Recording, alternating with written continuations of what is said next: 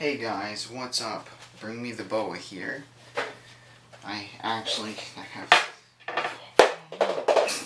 was about to critique my use of a standardized intro. I see if everyone fell. But yeah, it's my first time filming in a while, so you may notice I actually have some hair now, and I'm starting to get facial hair, so I need to shave again soon. But it's kind of like a check-in, because this is my first time filming actively. I don't know why, I just haven't really been feeling it, but I've had enough videos on backlog that I didn't really have to worry about it for a while. But I found one of my old cameras, and I found it funny that the one I'm currently using is the exact same series as my very first camera. So I am going to be using this for stuff. Since it is a lot smaller, I am going to try to use it to record videos when I'm out and about, like in the field and stuff, because bringing this, it's a very nice camera, which is why I'm afraid of damaging it, which is why I never really use it. I am going to try to do some of the nighttime videos with this camera, not this one, with this camera that you guys are viewing this video through, just because, well, for some of those videos I kind of want to add a little bit of a more, I don't really know how to put it, like a better look to it, I guess. I mean, my phone hasn't been doing a bad job by any means, but then I have to continuously sync my phone and my computer, which it's a little annoying at times. It's not that bad, obviously, but it'd probably just be easier if I bring this for a couple things, plus I think I can attach lights to my camera too, so we'll have extra light on whatever we're filming and the tripod, but that's going to obviously only be if it's me and a few other people going. So, but I just thought I'd mention that at the beginning of this video. This video I am going to try to get uploaded tonight, which it is the 29th of July. On the 31st of July, I'll be starting another trip down to Southeast Arizona, which that last trip will be going up after this video. So I'm excited for that, because it was a fruitful trip, but there were some downsides to it. Like, the only snakes we really saw weren't in the best shape. I'll leave it at that. But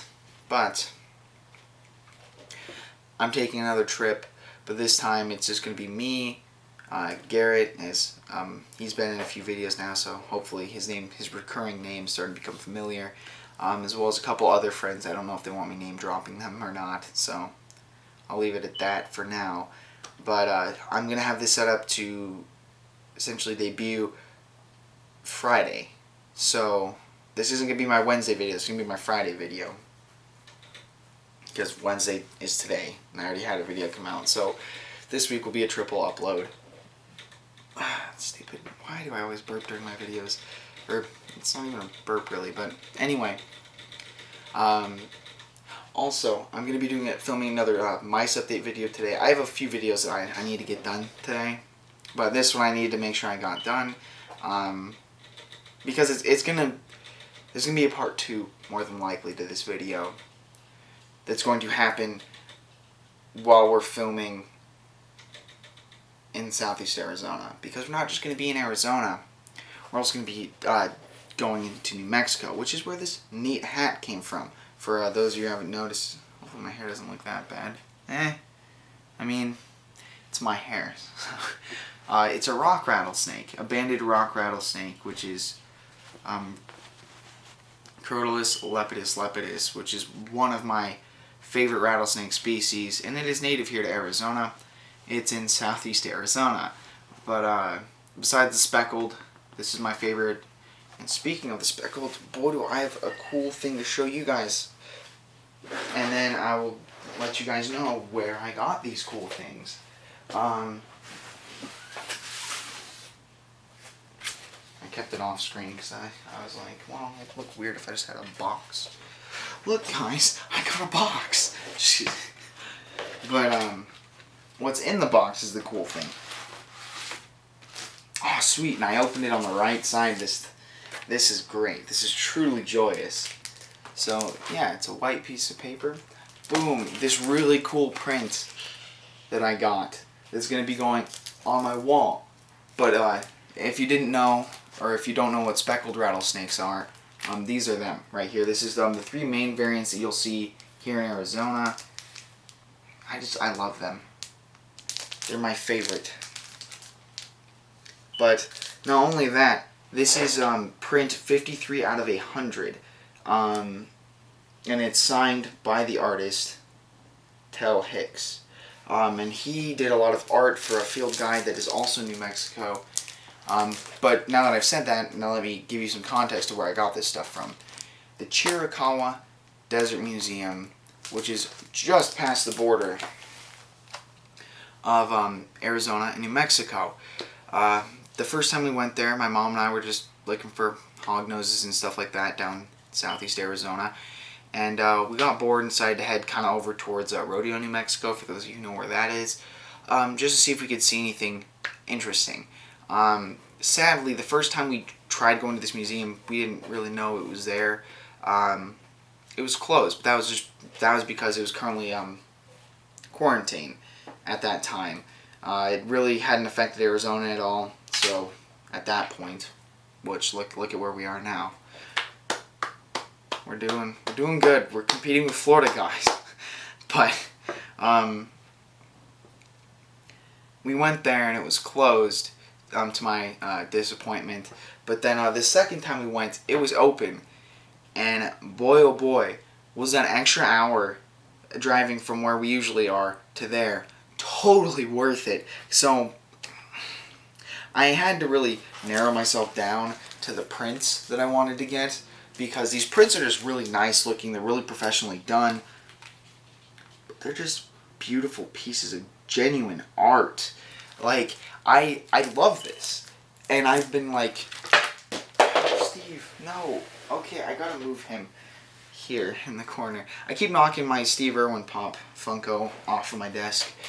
But, so, what I'd like to do, because I've been wanting to fill this up with something. This space right here, this bland beige. So I've kept up, like, stuff from my friends, these cool pair of butterfly wings, these pictures I took in Oregon, you know, something neat. I'm going to get this framed, and I'm going to get more of these, and I'm going to put them, you know, throughout here. There's some smaller prints I might get. There's one that they have of the Massasauga, which is neat, and I might put it here. And then I'll put the specs here.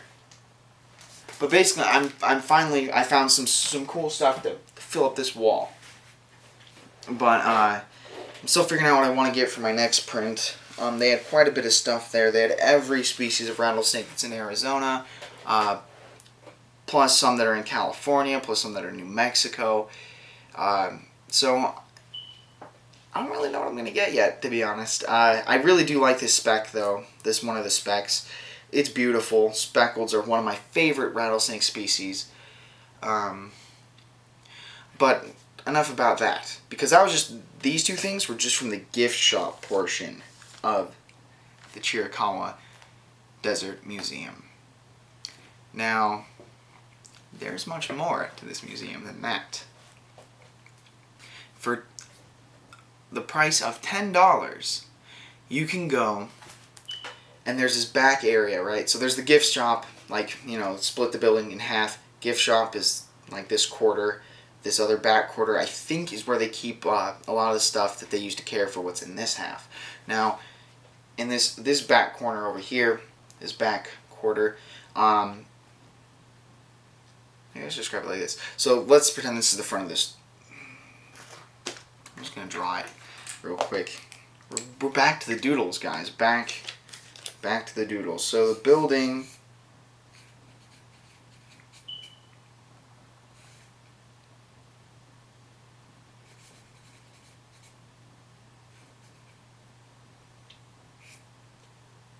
Oops. Oh, got Sharpie on my finger.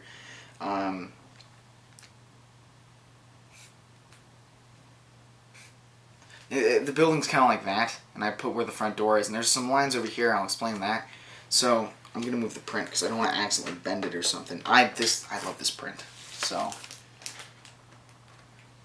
there it is. If they had one of the rock rattler, I'm not gonna lie, I would totally buy that, but I don't think they had any rock rattlers. But I could be wrong. I don't really remember now. It's already been like a week and a half, 2 weeks now. I'm gonna set my print down there, so I can put my elbows on the table. But so this is the front door, right? So you go in here. This is the gift shop. There's a door here that goes out to this area. So I'll go in order in which the order I went was. So, you know, went through the front door, went in the gift shop. I was amazed.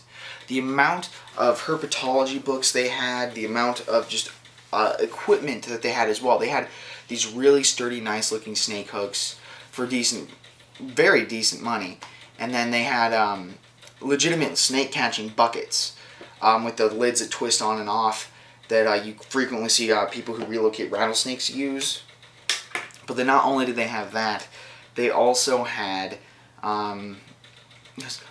books upon books upon books. They also had these hats, which are cool. They had Eastern Diamondback, Western Diamondback, these guys, the Massasauga, coral snake.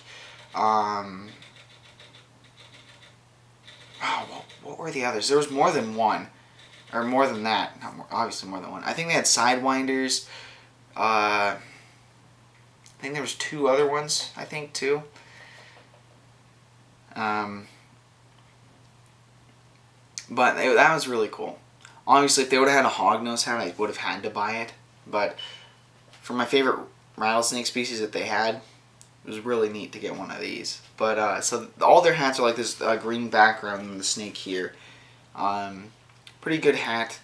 But not only that, they had some decent backpacks, some good black lights. They had a lot of like utility stuff for people who like to go out and look for reptiles, arachnids, amphibians, invertebrates. They had a lot there. So I can't wait to go back again, as well as give them business, because this place is just phenomenal. But so not only did they have all that cool stuff in the gift shop, we ended up getting for $10, like I mentioned earlier, which is the admission fee, to get into the rattlesnake room. Now, in that rattlesnake room, you know what, maybe at the end of this video I'll just put some pictures that I took from my last trip, maybe. Or I might put it onto the Instagram. I don't know. There was a lot. There was a lot. There were even snakes I never thought I'd see, including one of the coolest and most memorable of the snakes were the actually I shouldn't say were, because it was a singular snake. It was the Diamondback Timber Rattler hybrid. Now this boy was massive. Like, I'm talking, his head was the size of my entire hand. Like, he was a big boy, like rotund, at least 6 foot. It was really neat seeing that. But then I also got to see all the subspecies of the rock rattlers, which was also a highlight of that. I got to see more color variants of the specks, and I will say those orange ones in person look awesome. Because for a while, I'll leave the print in the box, so I don't want to accidentally risk ripping it or anything like that. There's the white variant, which was on that print. There's also the orange variant. The orange variant I'd never gotten to see in person. I've mainly just seen the white and a couple... No, that's it, just the whites. So, it was cool getting to see that cream orange color, and it was beautiful. But now I also want to see tiger rattlesnakes, because I got to see some there. They had a Mojave there, but personally, I liked some of the Mojaves that I've seen in the wild a bit more, including the one in the pecan orchard in one of my videos that almost got hit by a truck. There was that yellow color, but then there was also that drab green one in that same video. It was just cool. It was just very, very nice to see, though, all these different colors, because they also had multiple color variants of the same thing. They also had a desert Massasauga, which I never thought I'd actually get to see. So I got to see one of those, granted in a cage, but I still had got to see it. I checked off every rattlesnake species that I've wanted to see off of my bucket list, in a cage. In the wild, on the other hand, I still got to go do that at some point. But still, I got to see it. Crotalus ruber, the red diamond, gorgeous snake. Beautiful. They're in Baja, California. So for now, not going to get to go look for them. Oh, what's my hair? Anyway, but this was just a neat place to go. And then not only did they have that, but I finally got to figure out those little tarantulas that I've been seeing down kind of near Wilcox and Portal. It was is it the Chiricahuan tarantula? Or is it the yeah, it's the Chiricahuan tarantula. They're these tiny little dudes, and they're really cool looking, and I've been trying to figure out what they were. Because, you know, most people are like, oh, it's Tucson blonde, because, you know, in Arizona, that's the majority of what you'd see are the Tucson blondes or the Arizona blondes, or whatever you want to call them. The blonde tarantulas that we have down here. Which now, it piqued my interest. Now I'm going to start trying to get back into tarantulas to start relearning a lot of that info that I had when I was younger, so I can start giving you guys information on them too. But I got to see a wild-caught Mexican hognose here too.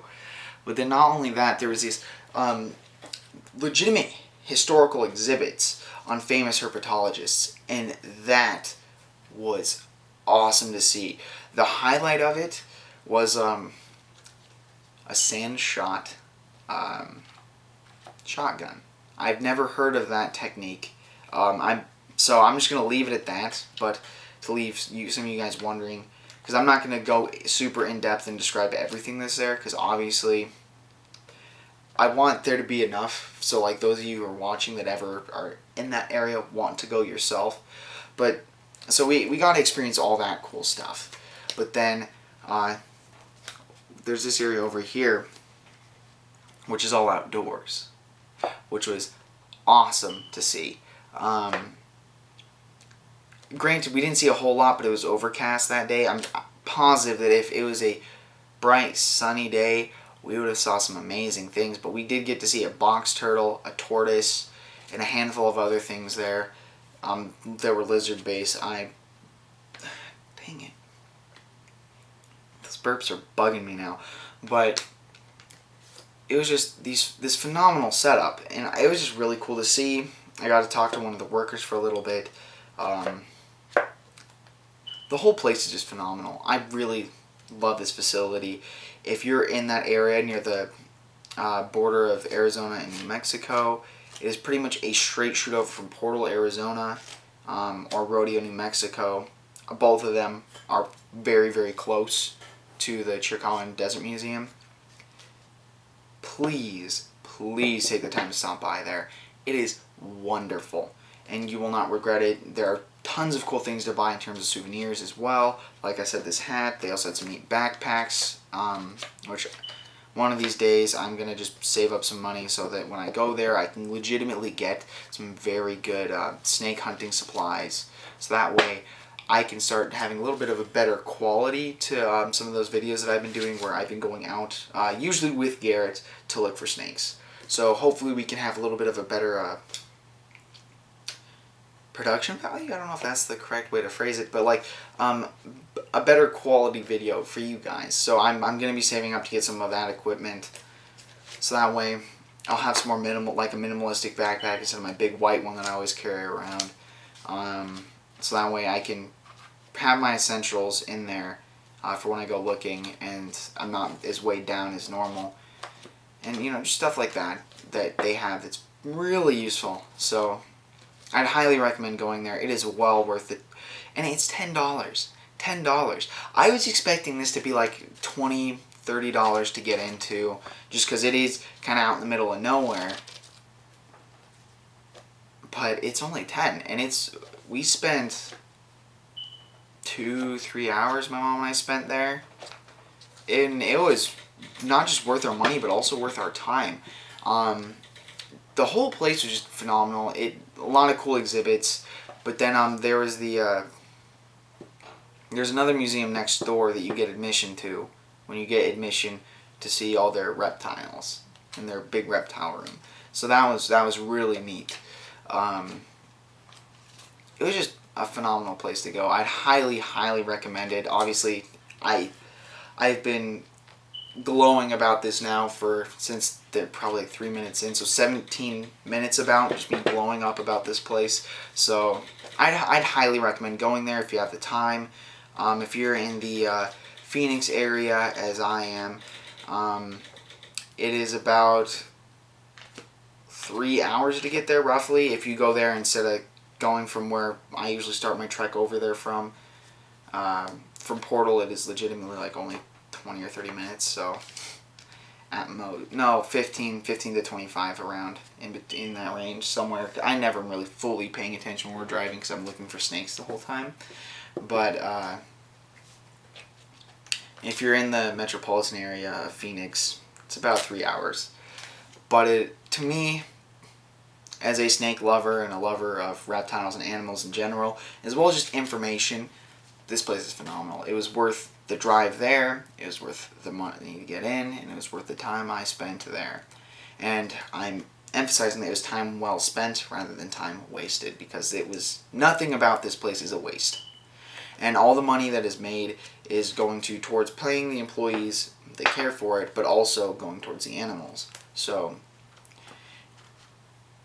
it's a nice facility, and it's really clean. The prints that I have, there's some that they have that are decorated, and you can buy most of the prints as well. It's a cool place. It's very, very, very nice. And this is now my first kind of like review on something. Genuinely, nothing I can critique. Really, all the animals are well taken care of. I can tell just by the health of all the animals and the state that they're in. All of them are in very good health. Their cages are appropriately sized for the animal and the number of animals in the cage. Those exhibits are in exquisite condition. There's really nothing I can complain about this place. It was well worth the drive, and it was a blast to go to. Hence why I'm going there again this weekend. So it's been me, Bring Me the Boa. I can't wait to see you guys in the next video. Or next few videos. There's a lot more snake hunting. There's even a video of me rubbing the belly of a rattlesnake. So wait for that, because that will be coming soon. I'll see you guys in the next one.